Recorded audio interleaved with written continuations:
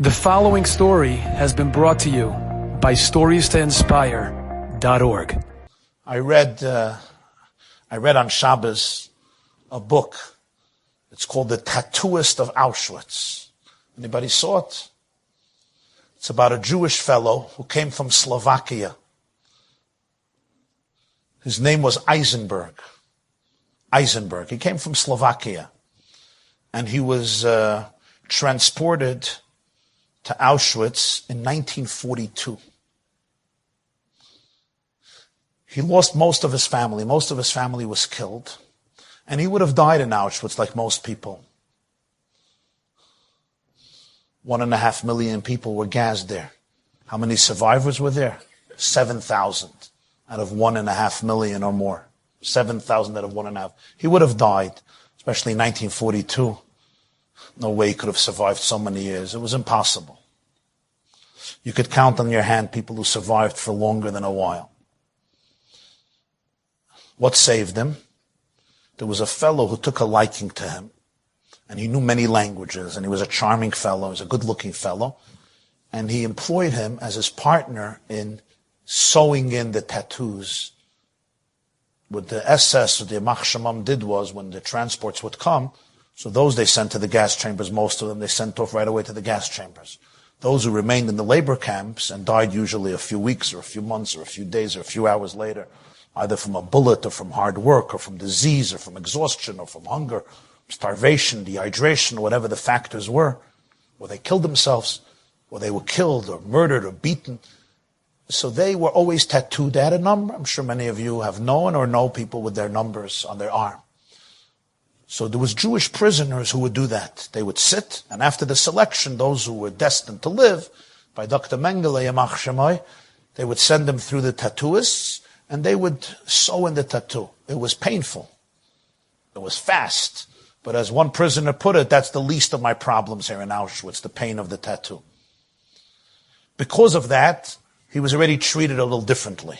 He got his own place to sleep, and he got a little extra food, because people who did work that they really needed and wanted, they treated them a few % better, so they should be able to survive for longer, simply so they should be more efficient. It's really one of those fascinating stories of Ashgacha.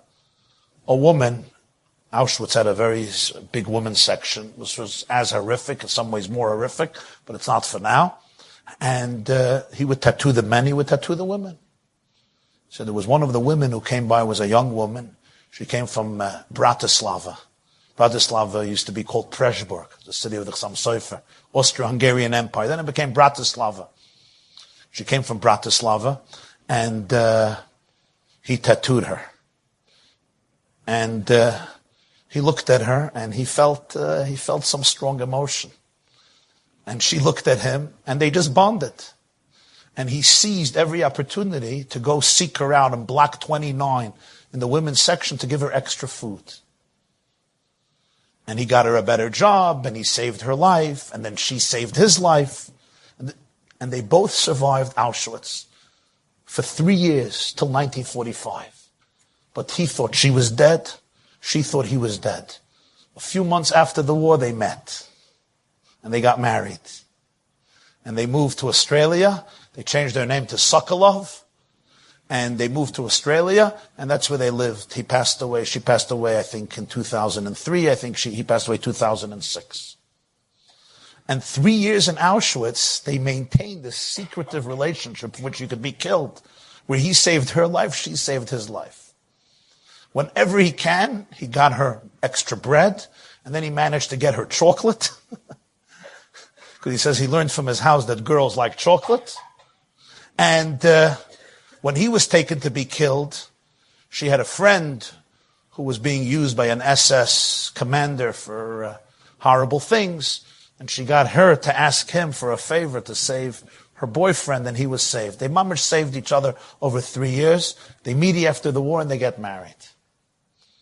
And I was thinking to myself that sometimes you see the power of the human spirit, the triumph of the human spirit in the darkest places. Al mishkavi baleilos. The situations that people are cast down and downtrodden in the most horrific situations. And there you see our love emerging.